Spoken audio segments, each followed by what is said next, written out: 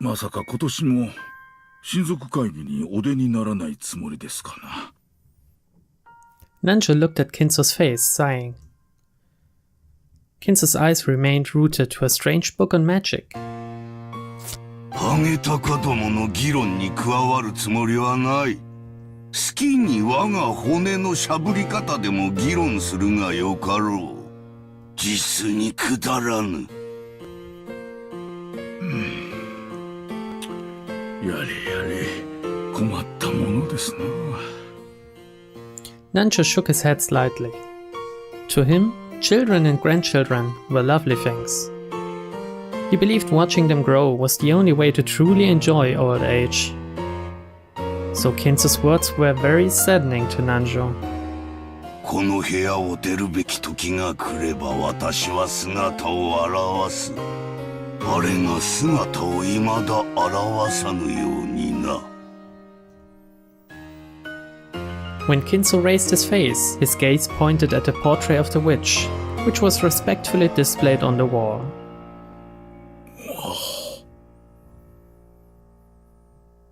Kinzo's mind didn't dwell for a moment on the fact that today was the family conference, where all of his beloved relatives would gather. It was filled only by the face of the witch in the old painting, who never smiled except inside the portrait. Everybody knew that interrupting Kinzo when he talked about Beatrice would trigger his wrath. 私は今日、ある儀式を執り行う。それは何ですかな？儀式というよりは博打に近い。なぜならリスクを負わぬ魔法に奇跡は宿らぬからだ。Nanjo had heard Kinzo say this many times before. You might even call it a pet phrase of Kinzo's. Kinzo apparently believed that magic and miracles could occur if you gambled your own fate with a certain amount of risk and triumphed. かつて黄金のギャンブラーと言われた金蔵さんが、いつお迎えが来てもおかしくないそのご老体で、一体どんな博打に挑みますやら。これは見ものですな。なるほど。研究を尽くした秘術の儀式も魔法に長けぬお前にかかれば博打呼ばわりか。まあいい。奇跡を信じる私が勝てば、お前の目には水郷にしか見えなかったであろう我が研究のすべてが、この日に結実したことをはっきりと理解できるだろう。お前が勝てば、見たままの通り、いつ迎えが来てもおかしくない年寄りの水郷に終わるだけだ。一体どんなギャンブルを始めるやら。あなたの友人としてその賭けに、いや儀式でしたか。その儀式にあなたが勝てるよう心からお祈りするだけです。感謝する。そういえば金蔵さん、今年の親族会議には懐かしい客がおられるそうですな。何？ For once, Kinzo reacted to Nanjo's words and turned around. ほら、ルドルフさんのところのバトラ君です。6年ぶりにおいでになるそうじゃありませんか。きっと立派になっていますよ。なんだ、バトラか。6年ぶり程度の客人など懐かしいなどと呼びはせぬ。After hearing Battler's name and making a disappointed and ill-humored expression, Kinzo turned his back again. 金蔵さんにとっての6年など、この部屋で研究に没頭すればあっという間のことでしょうからな。本当に懐かしい、あるいは訪れるかもしれん。すべてはルーレットの出目次第だ。すでにルーレットは回り始めている。ルルージュかノワールか。今宵ルーレットがどんな奇跡を見せてくれるのか楽しませてもらおうではないか。配当は大きいぞ。そして負ける気はせぬ。ベアトリーチェよ、我が賭けを受けるがいい。At that time, the telephone on the table rang. The piercing sound seemed to irritate Kinzo, and he picked up the receiver to preserve the silence as much as he could. 何事か。私は忙しい。現時でございます。親族の皆様方が到着なされました。だからどうしたというのだ。適当に茶でも出せばよい。かしこまりました。そのようにいたします。Kinzo hung up the phone rudely. Looking at that, Nancho sighed yet again and shifted his attention outside the window. As he is now, I doubt Kinzo would pay any heed to any sort of guest. Could any guest possibly make Kinzo come out when the time comes, as he said? Kinzo had a single person in mind, but that was a guest who certainly wouldn't appear. Nancho stared at the witch of the portrait with an impassive expression, unable to decide whether she was smiling or sad, and then gazed up at the lead-colored sky.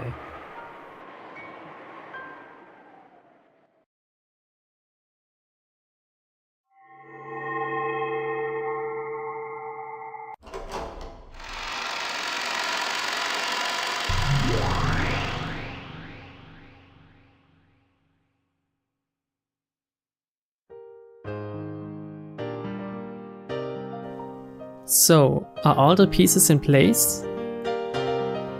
Shall we line them up all again and start a new game? 何か問題は？ねえよ。 The witch looked at him challengingly while elegantly smoking her pipe. And Battler? He just rudely shrugged his shoulders as if he didn't care what she did. He didn't meet her eyes. But that didn't mean he didn't intend to challenge her. It showed his clear determination to never be taken in by this bastard's tricks. It was an expression of his determination to fight. まさか無策ではあるまいな。お前の出方がわからねえ以上、策も何もねえぜ。好きに先手を取ればいいじゃねえか。もちろんそうさせていただくぞ。お前の守りをいかに崩すか、何手で詰めるか、わらわの腕の見せどころよ。お前がどんな手で来ようが、俺はお前を信じない。その一点を俺が貫き通す限り、俺に負けはない。ってことはな、このゲームはお前に勝てないようにできてるぜ。そうかもしれぬ。しかしな、ゲームを何度繰り返すかはわらわが決めるぞ。そしてわらわが勝ち、そなたが負けを認めるまで何度でも繰り返されるぞ。つまりこれは災難よ。そなたがわらわに屈服するまで続く永遠の災難。そなたがわらわを、魔女の存在を認めるまで永遠に続く。なら、俺もお前が根負けするまで何度でも無限に付き合ってやるぜ。意地の張り合いってやつでは負けた例がねえんだ。どこぞの魔女にでも入れ知恵されたか？まあよい。コタクは聞き飽きたぜ。さあ、おっ始めやがれ。さあ、始めようではないか。そなたの指し手はすでに知り尽くしておる。手の内を知られた守りなどたかが知れておる。同じ手でしのぎきれると思うでないぞ。ベアトリーチェ、一つだけ最初に言っておくことがある。なんだ。お前が何をのたまおうと自由だ。だが常に俺が自分で決める。貴様の魔法がどれほどのものだったとしても俺の魂は屈しない。これは俺への拷問だと？違うね。ならばなんだというのか。これはお前への拷問なのさ。お前がいつ俺に屈し諦めるか、それまで繰り返される拷問なのさ。面白いかな、その例えやよし。互いを苛み合う拷問とは実に面白い。さーて始めようではないか。後ろ宮バトラー。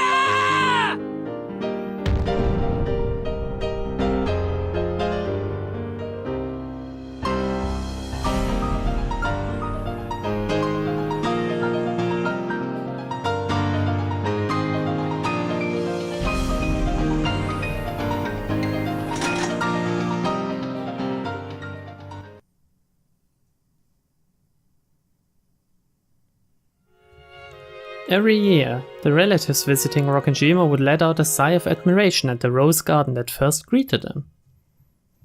They would stop there to chat about the roses' beauty and how well they were blooming that year. In the midst of all this, there was a single unhealthy rose, and Maria became overwhelmed with dejection at its condition. But George used his quick wits, and, saying that everything would be fine if they took care of this poor thing, marked it with a candy wrapper and immediately restored Maria's good mood. Then, Bettler, with whom she'd been getting along well since that morning, started talking about Halloween. This was such a favorite topic of Maria's that she began playing around energetically again. To Maria, that marshmallow jack-o'-lantern candy bought by her mother was probably the greatest sort of treasure. They seemed to have bought several, and she demanded a trick or treat from every person she met, giving them candy instead of the other way around. マリアはどうしてこんなにハロウィンが好きなんだろうな。日本人には一つ馴染みにくいイベントだと思ってたんだが。仮装行列で練り歩く子供のお祭りだからじゃねえのか。普段と違う格好をしてはしゃぎ合うってのは楽しいぜ。多分僕はもう少しディープな理由によるものだと思うな。何しろ魔女のマリアちゃんだからね。そういや、飛行場でもマリアは仮装するなら魔女になりたいって言っていたっけ。マリアって魔女が好きなんだ。ええ、大好きよ。困ったくらいに。まあま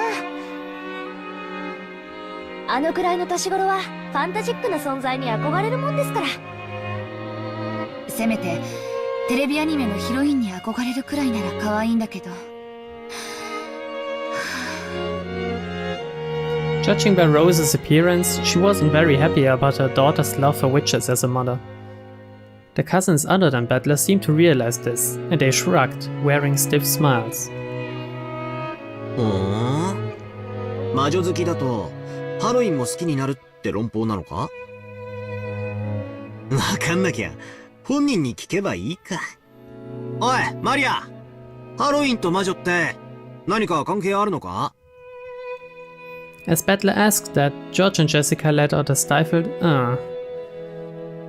as if they were trying to stop him, but too late. Maria might have been waiting for just that question. After beaming for an instant, her expression turned a little mean, as if to say, "You're totally clueless, aren't you?" It was the face of a hobbyist who's been ticked off by an outsider saying something stupid about their favorite subject.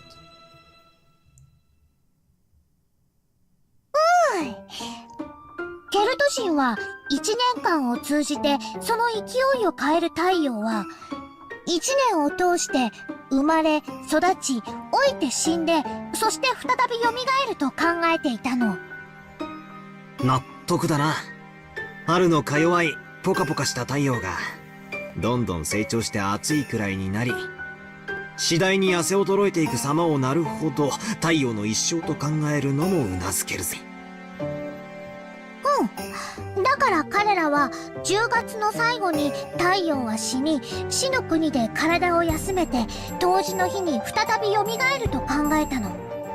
それで太陽が1年の生涯を終えて死ぬその日を大晦日、サビンと呼んでお祝いしたの。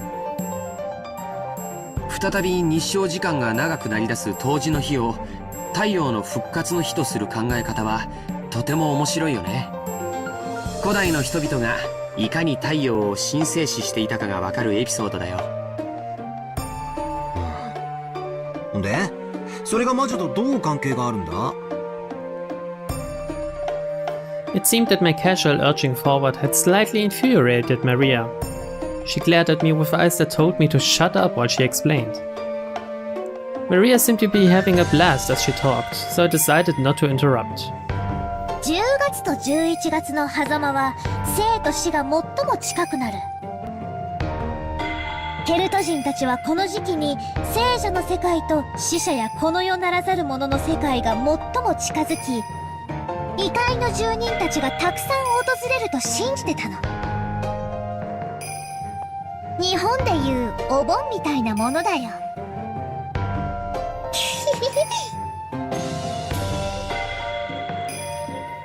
At the time, people believed that souls returning to the physical world would go into people's houses or possess people and do bad things. So, in order to avoid harm, they performed rituals. One of those was to imitate creepy monsters and scare the souls back, which was apparently a way to avoid being possessed. その部分がお祭りになっていって仮装行列になってったんだな。マリアは本当に物知りだぜ。ほんまやな。わしもハロウィンに備えな言われがあるなんて知らんかったわ。しかしそれのどこにお菓子をくれなきゃいたずらしちゃうぞってのが出てくるんだ？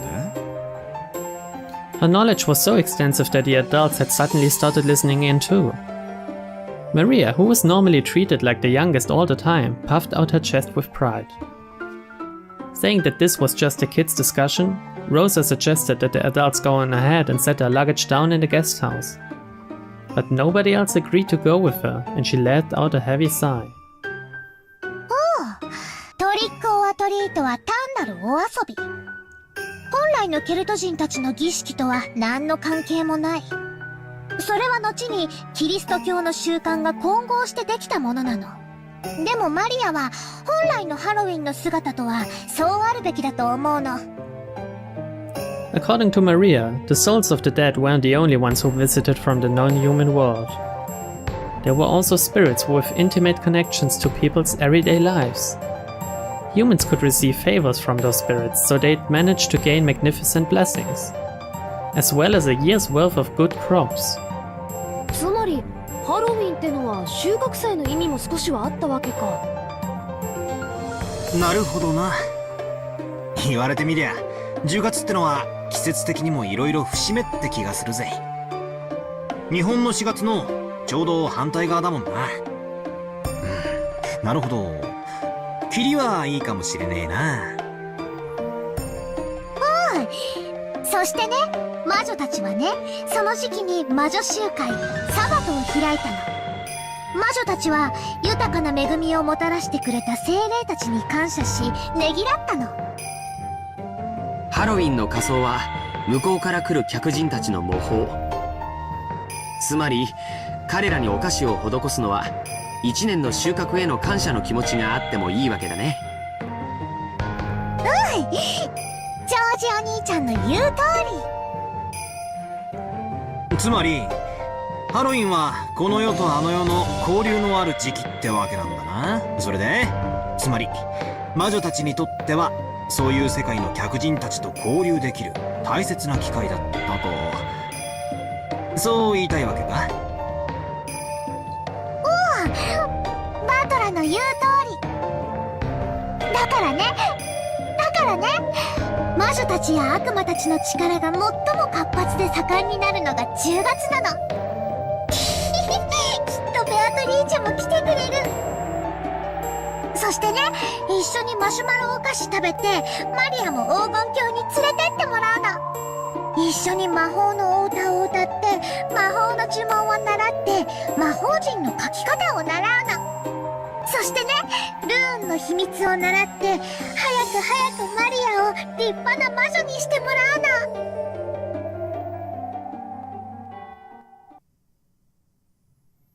あらあら、それは素敵ね。子供は夢があるのが一番よ。ところでローザ。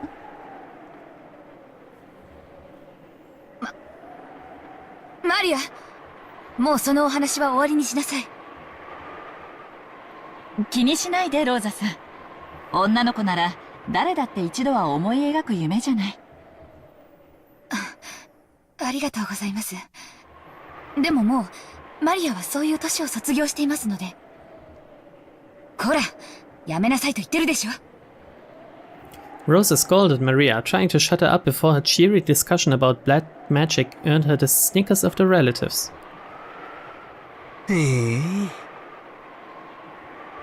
そいつはなんだかスケールのでかい話だな。ところで、ベアトリーチェって誰だっけ？なんだっけ？聞いた名前だな。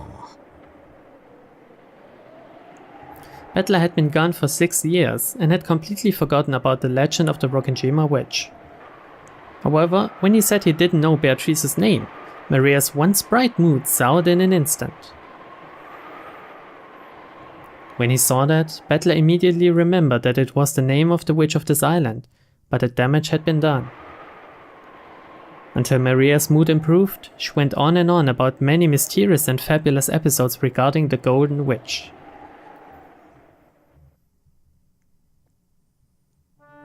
もうよしなさい、マリア。ありがとうね、バトラ君。お話に付き合ってくれて。カノン君、お仕事があるんでしょ？もう行ってちょうだい。ゴーダさん、みんなとりあえず荷物を置きたがってると思うの。悪いんだけど、みんなをゲストハウスへ案内してくれるかしら。かしこまりました。それでは皆様、ゲストハウスへご案内いたします。それでは、失礼いたします。Goda led the relatives and they began to head towards the guest house. They were eager to set down their luggage and take a breather, so they didn't realize that Rosa and Maria weren't coming with them.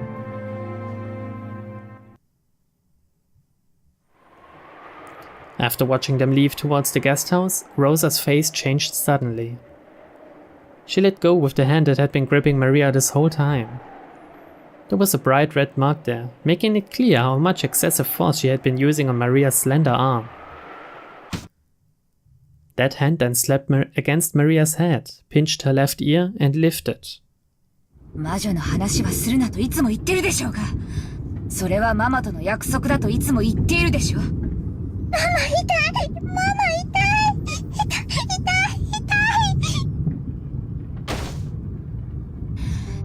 ハロウィンうるさいのよ、あんたは。魔女のお祭り？ケルト人が何よ、黒魔術が何よ、バカじゃないの。あんた9歳よ、9歳。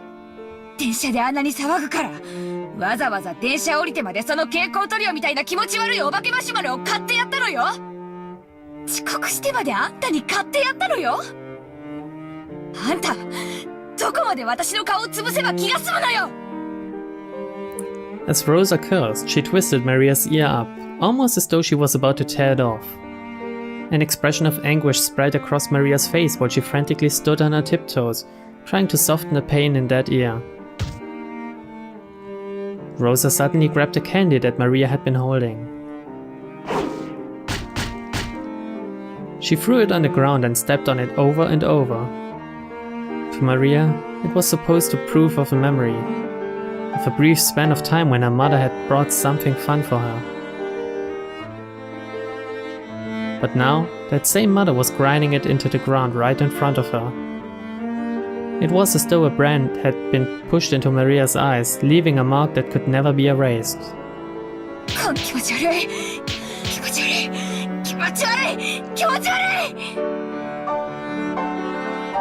As she said that, she struck Maria's head over and over again with her palm. She didn't hit Maria's face, because the red swelling would stand out. Maria closed her eyes tightly, patiently bearing her mother's violence. No, that wasn't quite it.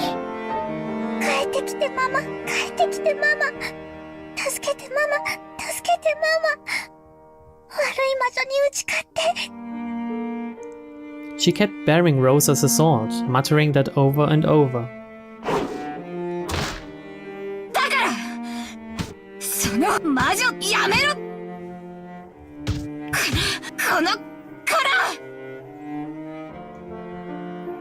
Rosa, tired from hitting her daughter, breathed so hard her shoulders shook.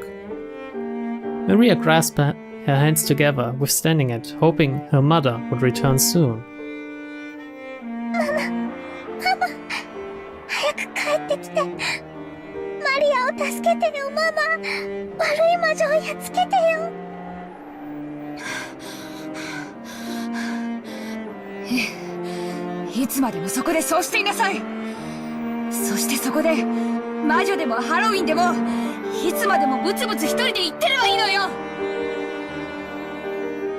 After hurling those words at Maria, Rosa left in the direction of the guest house, leaving Maria behind.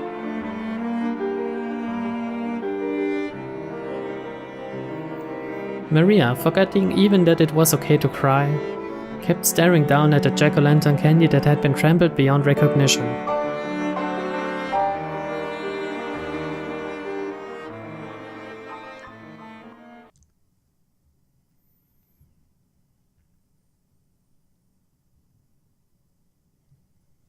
Ara, Rosa, どこ行ってたの?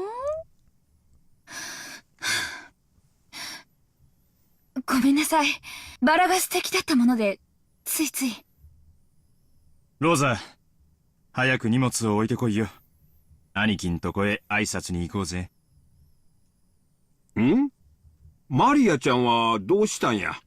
まだ花壇におるんかいな。ええ。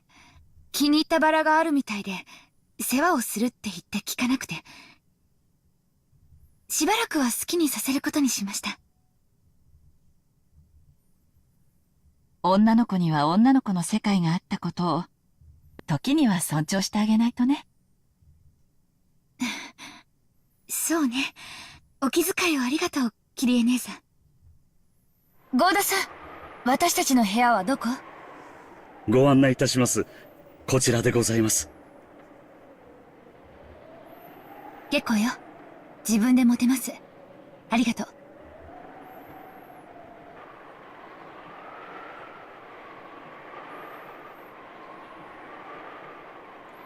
Rosa went into her room, guided by Goda. She then closed the door somewhat violently and threw her luggage on top of the bed.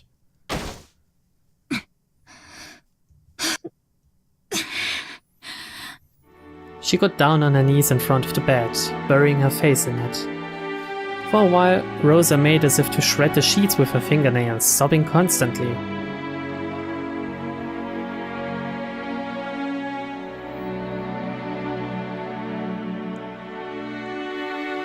Maria-sama, 大丈夫ですか? Kanon appeared from behind a thicket after watching Rosa leave.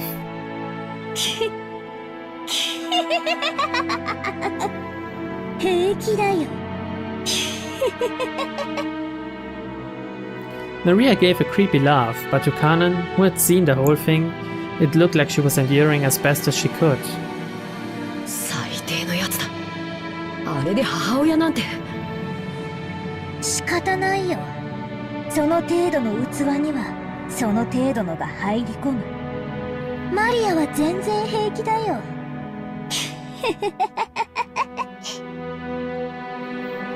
Kanon got down on his knees and picked up the trampled candy.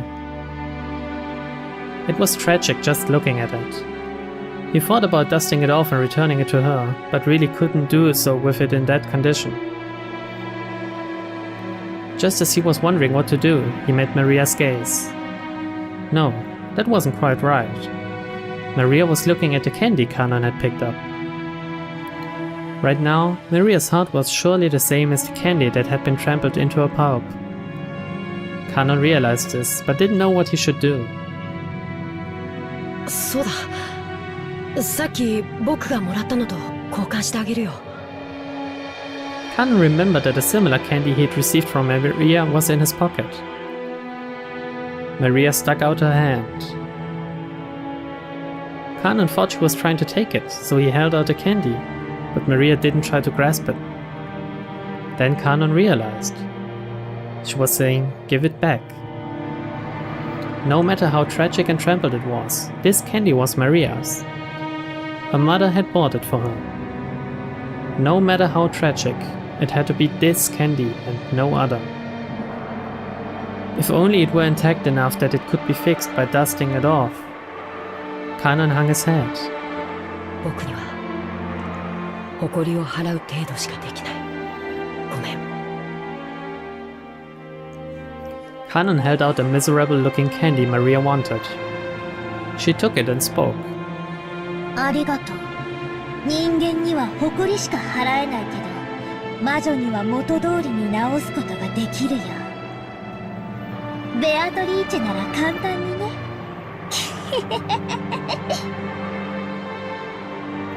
マリア様はベアトリーチェ様のことをご存知なのですか？ Except for Battler, there was no way anyone related to the Oshiramia family could have failed to know Beatrice's name. But just now, Maria had bragged about Beatrice to Battler. She had spoken almost as though she was meeting with Beatrice regularly. Kanon felt a sharp pain inside his left hand, which was curled into a fist. In the past, a witch called Beatrice had appeared to tempt him and Shannon. He'd always tried to think of it as a bad dream. However, Shannon insisted that it definitely was a real witch. And then, this summer, the shrine to the local Shinto god was hit by lightning, disappearing without a trace over the span of a single night. He knew about Shannon breaking that mirror, and he remembered that, as the witch departed, she said she'd eventually be revived. And now, this girl who believed absolutely in Beatrice spoke as though she'd met Beatrice herself. Kanon couldn't suppress a vague sense of foreboding welling up in his heart.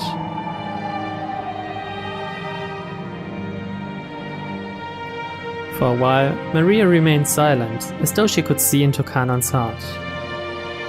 Almost as though she was waiting for a memory of Beatrice to be revived. And then she spoke, as though it was a fact. マリアはね、ベアトリーチェとお友達なの。今日だって会って一緒に遊ぶよ。遊びますか？うん、遊ぶよ。一緒にね、魔法のお勉強をするの。